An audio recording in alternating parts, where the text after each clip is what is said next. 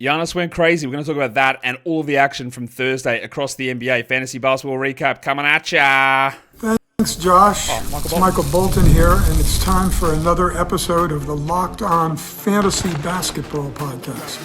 Let's get to it. Let's get to it, indeed. You are Locked On Fantasy, your daily NBA fantasy podcast. Part of the Locked On Podcast Network, your team every day.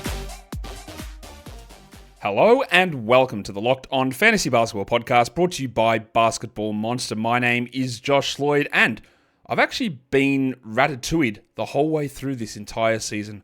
I'm also the lead fantasy analyst at basketballmonster.com, and thank you for making Locked On Fantasy Basketball your first listen every day. We are free. We are available on all platforms. Also, check out lockedondaily.com. You can find the best newsletter for your favorite team. Just sign up. It's free. It's in your inbox 5 days a week. Thank you for being a part of this. Thank you for always subscribing and downloading, being an everydayer, being a double banger, all of that stuff. It's always very much appreciated. What day is it today? It's actually World Rat Day. That's why I'm giving a shout out to my masters at the back under the hat with the old strings. We're here to talk about the action in the NBA on Thursday, a bit of a lighter day with just 6 games on. So we might as well just, should we bang straight in and talk about just a little bit of news that has cropped up that we've got to get to. You'll be shocked to know that Tyrese Maxey has been ruled out for the season, so just get that out there. We didn't know that 4 weeks ago. Now just want to drip feed us the Kelly Oubre news or the Andre Drummond news. This is when we talk about like these official things that always come in the last 2 weeks. We've got the Markkanen one, the Collins one, the Zion one, the CJ one, the Maxey one. Now we've known that for 3 weeks, 4 weeks. It's frustrating that we have to wait this long. In the more like pressing stuff that we didn't know, for Dallas, they've got the Friday, Saturday back-to-back. All the bigs are back. Now, Lively is out on Friday, Gaffett is in, and Davis is questionable. So we still don't know exactly how they're going to run things. There is an opportunity maybe if Davis sits that Kai Jones becomes useful, but it's a little bit risky to try and rely upon that. We at least know that one center is out, and we also know that PJ Washington is back, which does hurt Najee Marshall in that spot. We also got in Utah Walker Kessler dealing with a concussion protocol, which if it's actually true, and I've got no reason to believe that it's not true, that would probably end his season, I'm guessing. You're in a concussion. It's usually a 5 to 7 day time frame at least. And what have we got left in the season here? 10 days. I'm sure they could stretch that out.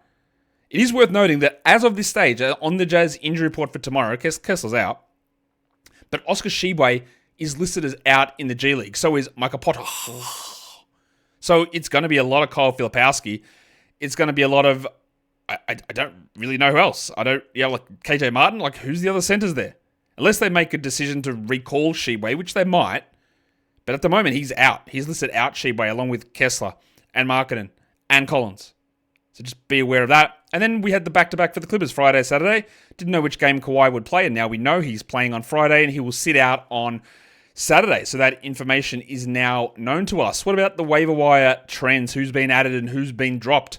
Across the last 48 hours, the most added player is Ryan Rollins, who has still got that starting point guard job in Milwaukee. Damian Lillard is not coming back during the regular season, unless it's some sort of miracle. Rollins, we'll talk about that game later on, but yeah, he's fine to do that with. And same with Jacoby Walter, one of the more added players. Now, it does help the Raptors want a back-to-back. He struggled today because, again, he's not a consistently good or even a good player in general. But he had been playing well, and I don't mind persisting with that. Little surprised to see Dorian Finney-Smith as the third most added player. I guess the reason, or I can't get inside everybody's head and know exactly. I'm going to guess it's because they got a back-to-back. So you get 2 games, 1 ad, 60 minutes, 1 game without Hachimura. That's probably it. Dennis Schroeder is one of the more added players. Now, Cade Cunningham has been upgraded to questionable, so that's a positive step for the Pistons. And if Cade does play, then Schroeder's value obviously drops. But, if you've added him, you will stick and we wait and see. Orlando Robinson for the back-to-back for the Raptors. He was fine today. We'll talk about that. And then Moses Moody. Again, that's a back-to-back ad where you see people taking advantage of the schedule and the ways that you can maximize your games played. In terms of who has been dropped, Mr. Black, Anthony Black, the most dropped player. Cool. Hasn't been playing well. He was, and then he's not. And now, as of right now, when you're listening to this, the Magic are done. Their week is over. If your season is done on Sunday, you drop every single Magic player. And if your season goes into next week, good luck to you. Drop everybody that's not Paolo Banchero and Franz Wagner. So drop Cole Anthony, drop Wendell Carter, drop Kentavious Caldwell-Pope, drop Anthony Black, drop Corey Joseph, drop Goga Bitadze. Drop all of them. Because there's 3 days off now for the Magic. Scottie Pippen's been dropped. Makes sense with Morant back. We'll talk about the Memphis game later where Morant hit the game winner. Jared Butler. He was all right today. He's a tough one because they do jerk his minutes around, his roll around, but I don't know if I would have gone that hard on it. And then, of course, after we sort of lent into Gary Trent as being an interesting option and then refused to get a steal, he got 3 of them today. This is what he is. He's a stream guy, and you never know what's going to come. Justin Edwards has been struggling. That is a totally reasonable move to make. I don't really get people dropping Montrezl Harrell. That's a little strange to me. I would have tried to hold on to Harrell. They play again tomorrow. Didn't really think that I'd see Montrezl Harrell as one of the most dropped players today. But you know what? People do their thing, and they did their thing. Okay, let's look at the games. Let's go to the first game of the day. It is your mates, the Orlando Magic, and the Washington Wizards. The Magic do get the win, 109-97. They needed to get that win. Obviously, anytime you lose to the Wizards, it's a bad time. Shout out to the Kings. But they get the job done. And like I said, this is the end. This is it for Orlando for the week and for a lot of you for the season. So you can go ahead and drop a lot of these players. We'll start with Cole Anthony, who was starting to look pretty good in the last game, in his first game back, but he played 14 minutes. He had 8 points. I guess prioritizing 25 minutes of Corey Joseph is the way to go about it. You don't need to be worried too much about these guys, and even if you do play next week, don't worry about holding on to Anthony. As for the other Anthony Black, Mr. Black, that was one of the worst Mr. Blacks I've ever done. I apologize. I let myself, my club, and my family down. He had 6 points, 3 rebounds, 4 assists, 1 steal, and 2 blocks. Did Mr. Black. All right, redemption. But we don't care. We don't do anything with that. And of course, we dropped Wendell Carter Jr. like we should have done 4 months ago. 10-7 for him. Wagner did his thing, 27-5-5. Paolo Banchero was awesome, 33-18-8, and since he came back from the injury, he had that like horrible stretch where he just couldn't hit a shot. His free throws have been good. Another 80% night here. I don't know if it's fixed or not, but whatever, it's good. And that is 3 good games in a row from KCP after being terrible all year. He's actually been good. 13-3-5, 2 steals and a block. We definitely do not add him. There are 3 days with no games on, but it's better, and we've got to acknowledge things when they improve from a admittedly very, very low baseline. On the Washington side of this game, well, this is going to be a frustrating team. There was no Jordan Poole in this game after they mistakenly won a game the other day. No Chris Middleton, no Keyshawn George. Koulibaly's not coming back. I don't know if the Wizards know that Malcolm Brogdon still plays for this team. Imagine, we haven't got a single update on him forever. It's him and Trey Mann battling to find out who can just be out all season without anyone saying a thing about them. Brogdon's he's not coming back, but they're not telling us that. Rashawn Holmes was out in this game also, and Corey Kispert is out, and they teased about 3 weeks ago that Sadiq Bey might come back. You're leaving it a little bit fine for him to come back. I don't think that's going to matter. But what I do need to talk about is Carlton Bub Carrington, because he has been bad all season.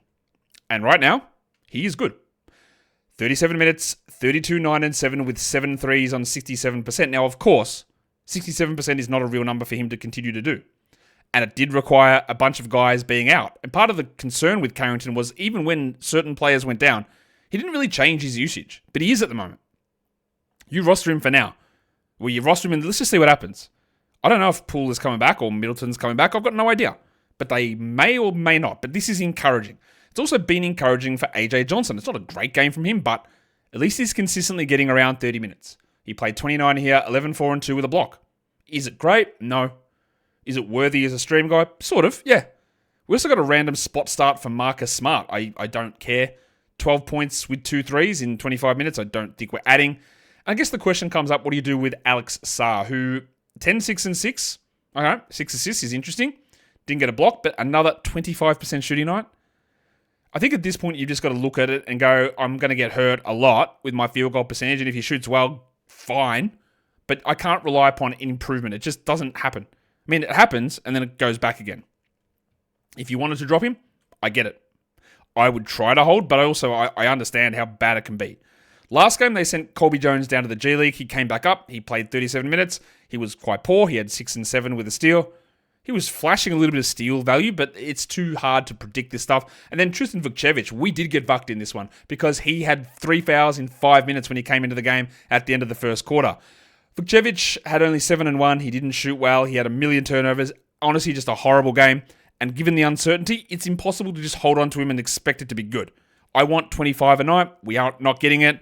This was an outlier bad game, but there's too many of them. And there's not enough high pop, high ceiling games to justify a continued hold. Jalen Martin, I think he's got one game left now. He had 7 points in 22, while Champagny had 8 in his 23 minutes. And that's, again, just too tough to hold on to when there's too much uncertainty around the playing time. There are 5 more games to talk about, including Giannis's absolute monster. We'll get to that soon. Today's episode, though, it is brought to you by 5 Hour Energy. Daylight savings has hit, and that means you lost an hour of sleep, and you're not getting it back for 6 months. It's like when someone steals your nose and puts it between your fingers. You'll get it back just later on. But for now, you need something to give you that little bit of a boost, and maybe that is, well, I know it is, it's 5 Hour Energy. So you can squeeze that extra bit of fun in with the extra daylight hours.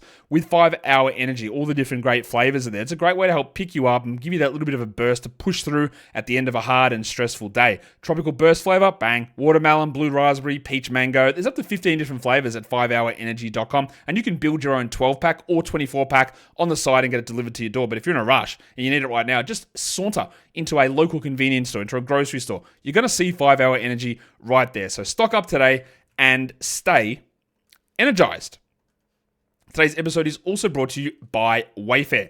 With spring right here, right now, it means it is home project season. You might be refreshing a room, you might be doing a full renovation. Whatever it is, Waiver is the best kept secret for all things home improvement. It might be a small update, like a change in your cabinet hardware. It might be a major upgrade, vanities or sinks or outdoor lighting. Waiver has quality products for every budget. Their fast and free shipping make it so easy. You don't have to worry about hauling the heavy items back into your car and then from your car into your house. They've got top brands also like GN and Moen at great prices. So Waiver is there to make home improvement easy. Get started at wayfair.com. That is WAYFAIR.com. Wayfair, every style and every home. All right, let's move into the next game. We're talking about the Milwaukee Bucks and the Philadelphia 76ers. The Bucks 126 get the easy victory over the Sixers. If the Sixers lose a game win a game this season, I am going to be stunned. There is almost no shot they're winning a game. The Bucks kept that same starting lineup. We'll start with Ryan Rollins, the hottest pickup in fantasy. He had 10 points, 2 rebounds, 1 assist with no steals or no blocks. That sucks. But, again, we talked last game about how the shooting wasn't going to hold, and there's some stuff that's not real. This is almost as bad as it gets for a starting point guard playing 29 minutes. Or maybe that's not true because Taylor Horton-Tucker exists. But I would be okay with persisting with Rollins. I don't think he's going to be a 1-assist player. Also, how many times do you reckon Giannis is going to drop 20 assists in a game? Never, literally, because he's never done it before. And that just meant everything was in his hands. So while Rollins had a bad game here, I'm not inclined to rush to drop. I would rush to drop Kevin Porter because he's bad. He had 8, 5, and 3, while Gaz Trent, like I said, had been doing nothing and then ended up with 11 points. No, he didn't. 13 points, 3 threes, and 3 steals. And honestly, if you add Gary Trent and you get 3 steals and 3 threes, literally what else is he going to do? That is exactly what you want, and he delivered it. Kyle Kuzma was fine, which for him is a W outside of the 2 of 6 shooting from the line. He did have 16 and 4 with 3 blocks, and Brook Lopez 17 and 3. Big Boom AJ returned. He had 4 threes with 12 points, AJ Green, in those 19 minutes, but not really anything exciting. And same with the artist formerly known as the amino acid legend, Torian Prince, 13 points, 2 threes. Nothing exciting. Deeper streams when the schedule makes sense, but that's it. There's nothing exciting. There's no long-term moves that we make with those sort of players. What we do now need to make a long-term decision on is how quickly I'm going to move into talking about the Philadelphia 76ers and how excited I'm going to be, because it's so fun to talk about this squad as they lose 113-126. Jared Butler moved back to the starting lineup. Lonnie Walker went to the bench. Gershon Yabusele moved into the starting lineup or back to the starting lineup, or Ricky Council IV moved to the bench. Not a good day to be a fourth of your name. Let's talk about the center, though, that is the more important one, and that is Adem Bona. 35 minutes, 28 and 6, 2 steals and 3 blocks. Coming into the draft process, he was an interesting player, a little bit undersized as a center, but his numbers at UCLA were great. And I was on record many times this season saying, I think that he's going to be a better backup than Andre Drummond very quickly. And they just need to commit to him being Embiid's backup next season, straight away. I don't know if they do, but I hope they do. At the moment, you just have to roster him. He did have another locker room trip in this game, but these are crazy numbers. 28 and 6, 2 steals and 3 blocks is ridiculous. This bloke's going to put up top 40 numbers across the final 2 weeks of the season. Easily, I think. Really easily. Got to be rostered. Yabusele was good, 22, 6 and 3 with 4 threes, but we've also got a track record of him not being good. So I would not rush to add Yabusele after this game. It's fine, it's good, but is it real? Grimesy had 24 and 10 assists. That's pretty good there. And then we also got, again, a solid Jared Butler game. But it's getting to that stage where I don't know how to trust it. Is he just going to alternate start, bench? 14 with 3 threes and 4 assists with a steal and a block. I love that. But what about if they do activate Jeff Doughton again, who's got 2 games left in his contract? Do they play him over Butler? Butler's clearly a better player. I don't know. I don't mind adding Butler, and Butler's been on my stream shows a lot. But there's always a risk with it. Lonnie Walker was back being Lonnie Walker. He had 4 points on 29%. He also left the game and didn't return. Nick Nurse told us that he was fine to return. Of course he was. He had a heel contusion. Hood Schifino did nothing. And Justin Edwards is also turning back into being Justin Edwards. Don't be surprised when players like this suck because they're bad. 8 and 8 with 2 steals for Edwards. He'd been playing really well. Everything had been well above expectations. He'd been putting up okay numbers. But now if you just want to move on, just move on. Pretty easy to do, and then if he's good again, that's okay. But it's hard to sustain an elevated level of performance, especially when teams start to go, I guess it's Edwards we stopped today, and then they focus in and then you crumple. Because again, you're not seasoned as an NBA player, and you're not good enough to be able to produce at the level that's necessary to keep those numbers consistently good. What about the next game? We're talking Brooklyn and Minnesota.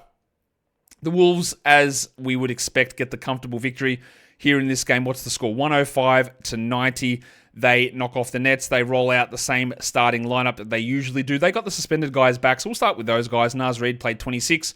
This is almost one of the more Naz Reid games that you see, like 13, 2 and 3 with a block, and you go, yeah, it's fine, but I'm not interested. It's not exciting. You have to hold him because there's always a random pop game. But overall, I don't know, how would you view Naz Reid's season this season? Was he an absolute must roster all season? I don't think he was. Like, he had obviously good stretches when Gobert was out and when Randall was out. But overall, like, it's been, I'd say, like, mid to below average, I guess. DiVincenzo, yeah, look, bro. 2 points, 11% shooting, 2 steals and a block. He was starting to cook. Now, I faded him hard at draft time, and that worked out well. And then he got given the starting job and looked great. And then he got hurt, and he's been terrible ever since. It's very hard with 10 days left to just hold on and consider that it's going to get better. Randall was nursing some sort of injury issue here. He did have a small locker room, or at least he went back to the tunnel. Trippy only played 29 minutes, 11, 8, and 4. Obviously not very good. We do hold him. But Gobert was one of the keys here. 21 and 18 with 2 blocks. That's a monster game from him. And Anthony Edwards also really good. 28, 5 and 3. 2 steals and a block. He did get hurt. He stepped on Jordi Fernandez's foot, the coach, yes, as he was attempting a 3, sprained his ankle. Went to the locker room, but he returned, played out the second half. That is what Ant does. We'll see if there's any sort of swelling or anything going on. If he does happen to miss, then you do get a little bit more interested in DiVincenzo or even in a Mike Conley, just as extra minutes have become available. It was another stinking shooting night from Conley, 20%, but he did have 6 assists, but we are not really looking at him as a 12-team guy. And honestly, if you want to drop Jaden McDaniels, do it. 8 points, 1 steal, 2 blocks, usage is in the toilet again. He is not producing anything close to 12-team value. It was also a really good Alexander Walker game. Nickeil Alexander-Walker was great as DiVincenzo struggled. 28 minutes, 13, 4, and 5, 1 steal and 3 blocks. I don't trust any of that. But if Ant misses, we do stream in Alexander Walker. He's got a bit of a track record of being at the very least, useful in games that Ant Edwards is out.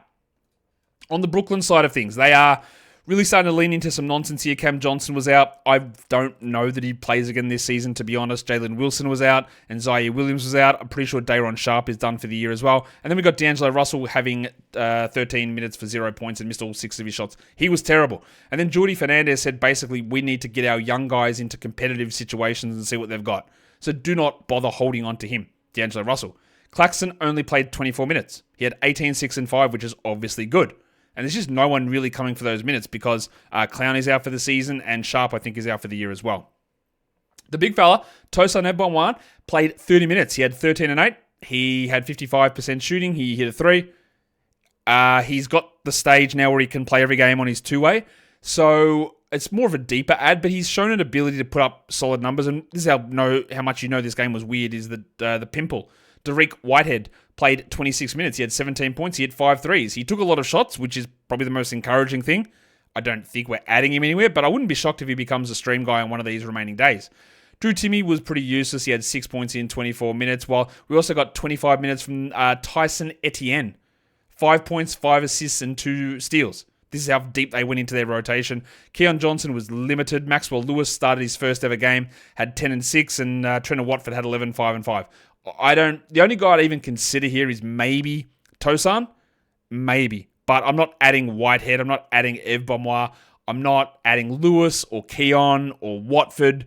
They're just, hey, let's just maybe stream randomly. But they can go in so many different directions at any point that it's just impossible to feel any level of reliability in the production of those players. I just don't know what the minutes are going to be, the shot attempts are going to be on any given night, and there's so many random guys at a similar skill level that it's hard for them to differentiate themselves to feel good about locking into that role.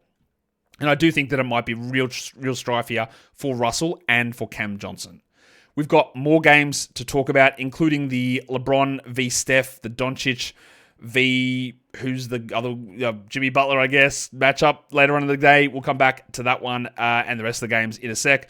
Today's episode, though, is brought to you by Open Phone. When you're running a small business, you wear a lot of hats. Your personal phone, it turns into your business phone, and before you know it, there's so many customer calls and things coming through that everything merges into one, and that's not a great way to go about things. As your team grows, it becomes impossible to manage everything with just your personal number.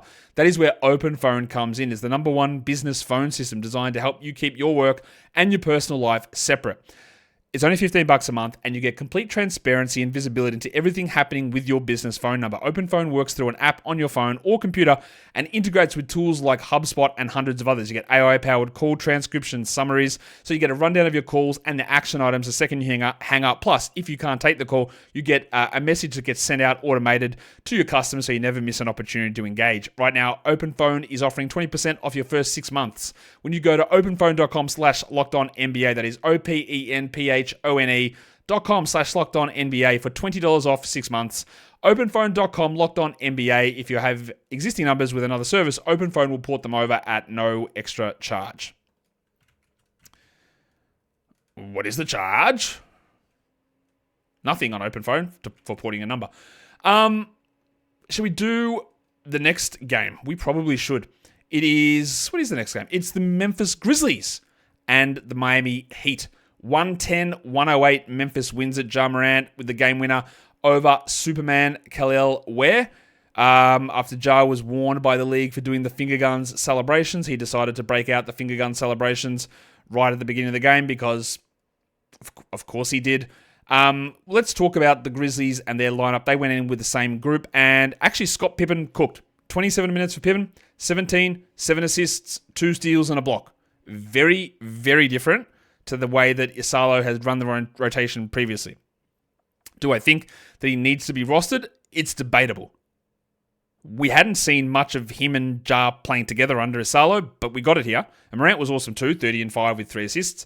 I don't know that I'd be absolutely engaged in Pippen as a must-roster guy, again, given how all the other games looked. But this is very clearly good.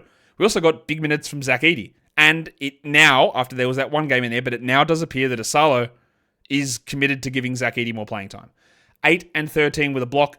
To be fair, this is their first victory under the new coach, but Edey's numbers are up there to be a must-roster guy, and Santi Aldama's still got his 30 as well. 9 and 7 with 3 threes and 2 steals, but to say that Aldama's numbers are good is a lie. He is okay. He still remains, if I'm in a 10-teamer, I'm not bothered with him. If I'm in a 12, he probably is a guy to roster, but it just continues to be frustrating. Jalen Wells hit his couple of threes. Jaren Jackson had 13 and 4 with 2 blocks. Pretty middling game. And Bane had 17, 10 and 6 on some really, really inefficient shooting. Both of these guys have really struggled of late compared to what their full season numbers have been, which is, again, is that a coaching thing? And it's hard to know with such a small sample size, and we're not going to get a big sample size in the regular season to see exactly what that means moving forward for next season, which is a little bit frustrating. We'll talk about the Miami side of this game. There was still no Andy Wiggins, no Rozier, no Jovic, no Kevin Love. They rolled out the same starting lineup despite Duncan Robinson being healthy. He only played 11 minutes, Duncan Robinson. Alec Burks played 16 as a starter and had 2 points, so now we can forget about him. The next guy is Pala Larson, who had been playing well. His game here is not ideal, 3 points. The 4 steals and a block helps. I think there's no real reason to be rostering Pala Larson. Wiggins is going to impact this. Jovic is going to impact this. Pala Larson being Pala Larson is going to impact this. I wouldn't get overly invested in adding him. I am still remaining very interested in Davion Mitchell. 11 points, 3 threes, 7 assists, 3 steals. Not interested. That's just a must-roster player. Hero had 35. Adebayo, 26, 7, and 5 with 2 blocks. Good numbers from them. They are, at the moment, they're just giving us consistent numbers, Hero and Adebayo, which, again, you love to get consistency at this time of season. Not much else going on. We've got 20 minutes again off the bench for Kyle Anderson. He couldn't recreate the scoring burst from last game. He did have 2 steals and a block, but we're talking just very deep league stuff. We'll get on to the next game now, which does involve your mates, the Portland Trailblazers. They take it to the Raptors 112-103. And I know someone's going to drop a comment. Josh, still a hater. Can't acknowledge Denny Avdija and his greatness. Someone's going to say that. I know they are. Because, again, Denny was great here. Well, maybe not. Maybe I did acknowledge his greatness right then by saying he was great. 26, 15, and 6. And a Richie Beno, 2 steals, 2 blocks, and 2 threes for Avdija. But again, I find it almost impossible to read much into this. I tweeted this out earlier today. I posted it on Blue Sky about the graph of Denny's fantasy ranking compared to DeAndre Ayton's. And you see Denny's like up here like 150, 170, 200. Ayton goes out and then he jumps way back. And what do I make of this team when there's no Simons, there's no Ayton, there's no Grant, there's no Scoot? None of them are playing. Avdija, cooking. Absolutely cooking. And I know some of them go, they're not the future of the team. That's all well and good. But if the future of your team is Denny Avdija and a pile of shit like this, your team's going nowhere. So even if you don't believe that Simons or Grant or Ayton or even Scoot are a part of the team on the Blazers as they move forward, their team doesn't look like this. This is classic March/April basketball. Shaedon Sharpe, exactly the same. 36, 6, and 5, 2 steals. Now, I love for both of them that the shots are going in. So they are turning increased opportunity, huge minutes, massive usage, and pairing it with elite shooting. Not things that I think will necessarily continue. And be very cautious about overreacting to the performances you're getting right now, because the context about who is in and who is out, even if you don't think that Simons, Ayton, and Grant are going to be there, they are getting players back for them. That is happening. And then we'll make adjustments on that when we see what happens. Klingon was fine, 8 and 13 with 3 blocks. I won't say that he was blowing us away, but it's fine. And then we got 3 steals out of Matisse Thybulle, who played 25 minutes. Cool. If you want steals and he's going to play 25, we're all in on that. Delano Banton, man, just one of those players. 19 shots, my guy, settle down. 42% shooting. He did have 23 points with 3 rebounds and 2 assists. It's getting to the stage where I don't think that Scoot or Grant or Simons will play, but I don't know that. If they're all out, then Banton does become useful. Otherwise, he's a 10-minute scrub that you got nothing to do with. And like we said, these are weird times, and you're doing it against a Raptors team who, let's be fair, are not trying. And that also influences how do we view these numbers from these players. Dwop Reith left this game early. So did Tamani Kamara. Now, Reith doesn't really matter. It just means Jabari Walker is there for deeper leagues. But Kamara hurt his ankle, didn't return, had 5 points. He almost certainly won't play tomorrow. If you wanted to drop Kamara, do it. No point holding on to a guy that may or may not return, who can be up and down in production. It's a waste of your time, I think, even though he has been great. Sometimes you've got to make that call to get full advantage of that roster spot. On the Toronto side of things, a lot happening in terms of the lineups as they do every game. Orlando Robinson started, Poeltl to the bench. Jamal Shed started, quickly to the bench and didn't play. And then we had the other one, which is RJ Barrett back into the starting group, and Jamison Battle to the bench. That is just what happens. And then tomorrow you're going to have Poeltl back, so Robinson to the bench. You're going to have Quickly back, so Shed to the bench. You're going to have Barrett out, so Barrett out, so Battle starts. The one that'll be interesting to me is Scotland Barnes, who it couldn't be worse at the moment for him. 5, 2, and 5 in 27 minutes on 25%. He is the 257th ranked player over the last 5 games. And when we look back over the course of this season and look at his numbers, we're going to go, yeah, people were picking him at 12 and he is not going to be remotely close to the top 30. And it's going to seem bad. And to be honest, it hasn't been very good. His big improvements that he showed last season, they have not carried over to the same degree. He's definitely not improved, and he's taken steps back. But what has happened over the last 3 or 4 weeks is going to impact all these numbers. And then, this is what I don't really understand with what this team is doing, because pre-game, Darko is talking about Barnes, saying he's got this hand issue, he's had it all season. He's playing through it. They labelled him questionable with the rest for the hand. I thought, okay, he's not going to play. And they took him off the injury report. They said, no, he's playing. And then Darko came out and said, yeah, no, it's bothering him. The only way to fix it is rest. And then someone said, so why aren't you resting him? And he said, it's important that we show that he's able to play through the end of the season. Okay, what about the others?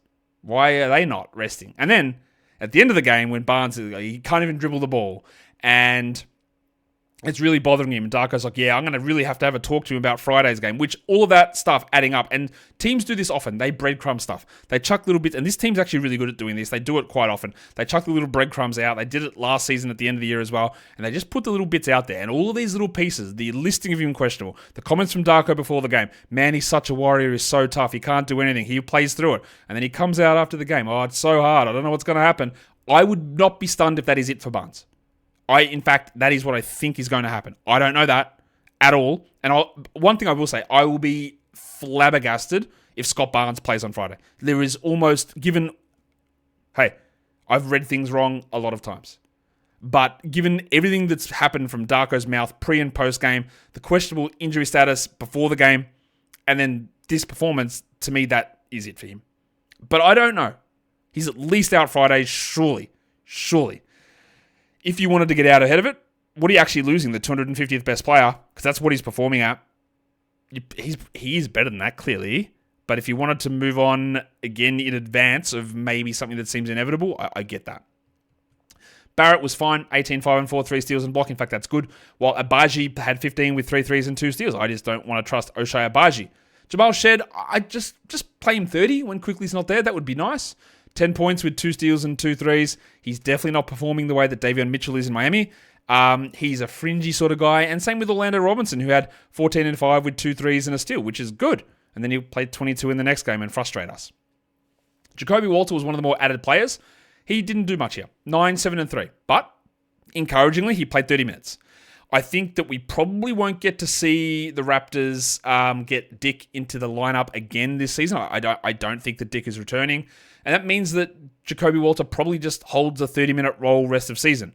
I actually don't mind holding him, but again, he is going to be an up-and-down player, a fluctuating player, and that can be frustrating to deal with. I think at the moment, it is probably, the good is generally outweighing the bad, but that can turn on its head in about 5 seconds, pretty obviously.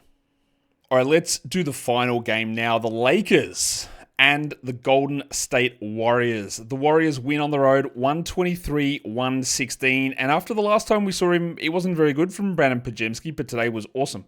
28 with 8 rebounds, 6 assists and 8 threes. All of that damage in the first half. He shot 59%. Now, he's obviously going to be inconsistent, but I do just think he needs to be on a roster. Moses Moody, less so. 13 points with 3 threes. He's useful enough to stream, especially on a back-to-back like this, but as a long-term hold, not really. And then Kuminga had one of his best games since returning. 25 minutes, 16, 9, and 4, which in isolation is a really good game. I don't really trust Jonathan Kuminga to do that sort of, or have that sort of production in those minutes, although, to be fair, he did close over Moses Moody, so maybe that's an indication he's going to play 28 or 29 in the next one. They play again tomorrow. There's also no indication that he plays in that game tomorrow, coming off that ankle injury and then another injury the other day. But he's at least getting a little bit more interesting to me. And when the schedule works out for him, you can at least stream, especially in points leagues. Jimmy Butler III only had 11 points. It's going to be funny. This Warriors team looks so good with Jimmy there, and Jimmy's just, he's doing the thing, but he's doing it like a role player. He's not a guy that's leading this team at all. He's being a role player and being good at being a role player. For fantasy, the numbers aren't good. 11, 4, and 2 with 3 steals, but he's making this team look so much better. Steph had 37 with 6 assists and 4 threes as well. What a combination of games that is from Steph Curry. Also, yeah, Buddy Hield. Yeah, he stinks. Let's go on to the Lakers side of this. There's not a lot to talk about here, I don't think. We will talk about, well, they rolled the same lineup out. Let's talk about Austin Reeves, who continues to just be, what an elevation this guy's had. 20th or top 20 player over the last 2 weeks. He's going to end the season as a top 50 guy, I would say. He had 31 with 9 threes and 6 rebounds. He shot more times than Luka and LeBron in this game. I thought that Luka arriving would really limit him, and it did for a bit, but he has been just unbelievable. He's so good at the moment. LeBron played 40 minutes. He had 33, 5, and 9, while Luka really struggled. Couldn't get shots to fall. He hit his free throws, but no threes. 19, 8, and 7. It was also a random game from Rui Hachimura. I don't think that Rui plays tomorrow. He did have 24 and 6, which is a very good game. He shot 60%, which is nearly always what Rui needs. Now, to be fair, he has some efficient games, but he needs to be like DeAndre Hunter. He needs to be a guy that shoots 58%, 57%, because he doesn't do anything in those other areas. I would not add Hachimura on the back of this game. People did add Finney Smith, and he had 2, 1, and 1. Yeah, we don't roster him. I think that's relatively clear. And any of those little moments you had from Jackson Hayes and Jordan Goodwin are not viable. Although, with Hayes, if we hear that Hachimura is out tomorrow, and I believe he will be, Hayes should play 24 or 28 minutes between that range and be useful for a one-day stream. But that is it. We're not holding on to Jackson Hayes anything past that. That will, in fact, bring us to the end of the show. The end of the week from recap perspective. We'll do Sunday's recap show, of course, and then into the final week of the season. There will be some preview shows over the weekend as per usual as well, but let's do the monstrous line of the night. The best performance of the day, well, of course, it's Giannis Antetokounmpo, who had 35 with 17 rebounds, 20 assists, and amazingly shot over 90% from the line. Don't get that from Yanni very often, do ya? The waiver wire line of the night is also the young gun of the night. It's Carlton Carrington in Washington, who had 32 points with 9 rebounds and 7 assists. He's been barely inside the top 200 this season, but rolling at top 50 over the last week, which is great at this time of the year. Very clearly, it's a little iffy as to where if he can maintain that, but for now, it looks really solid for him over this last 3 or 4 games. And the dart of the night, well, there's no other person that can be than old 0.1 assist legend D'Angelo Russell, who played 12 minutes, missed every one of his shots, registered a single assist, and you can go ahead. And I don't believe I've done any jacking off today, so maybe we'll just do one for the road. Get that garbage out of here! Thanks, John Armstrong. That is the end of the show. That is the end of World Rat Day for me here. It is the recap of Thursday's action in the NBA. I want you to subscribe or leave your comments down below. Tell me how you're going in your championship matchup. Tell me where you're at in your Roto League as well. Leave all those comments down below. And of course, let's keep the positivity rolling. There's always something bad that is happening at somewhere in the world. You don't need to add to it. You can just be, again, we love to be critical and improve, but we also want to make sure we're recognizing when we do something good. Guys, we are done here. Thank you so much for listening, everyone. See ya.